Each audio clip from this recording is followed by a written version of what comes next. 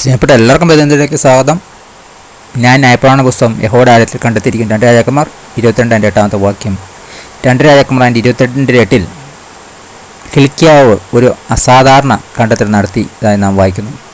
ന്യായപ്രമാണ പുസ്തകം യഹോവയുടെ ആലയത്തിൽ കണ്ടെത്തിയിരിക്കുന്നു. യഹോവയുടെ ആലയത്തിൻ്റെ അറ്റകുറ്റം തീർക്കുവാൻ യോശിയ രാജാവ് കൽപ്പന കൊടുത്തപ്പോൾ ന്യായപ്രമാണ പുസ്തകം അവർ കണ്ടെത്തുകയായിരുന്നു. മിക്കവാറും അത് ആവർത്തന പുസ്തകമായിരിക്കും.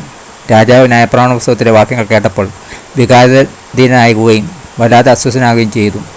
യഹോവയുടെ ദേവാലയം ദൈവം അരുളി ചെയ്ത വചനങ്ങളെല്ലാം ആ കാലത്ത് അവഗണിക്കപ്പെട്ടിരിക്കുന്നതായിരുന്നു. വലിയ മാനസാന്തരത്തോടെ രാജാവ് ദേവാലയം ശുദ്ധീകരിച്ചു. ദൈവത്തിന് അനിഷ്ടമായിരുന്ന വിഗ്രഹങ്ങളും മറ്റും നീക്കം ചെയ്ത് രാജ്യത്ത് വലിയൊരു നവീകരണം വരുത്തി.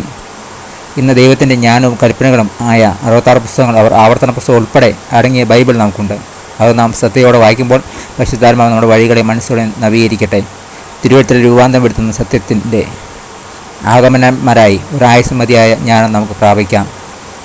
ഈ നാളുകളിൽ തിരുവഴുത്ത് പഠിച്ചപ്പോൾ ദൈവം എന്താണ് വെളിപ്പെടുത്തിയത്, അല്ലെങ്കിൽ എന്താണ് വെളിപ്പെടുത്തി തന്നത്?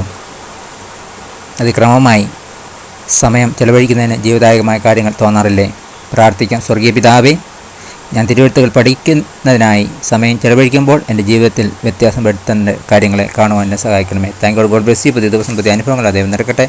God bless in Jesus name. Amen.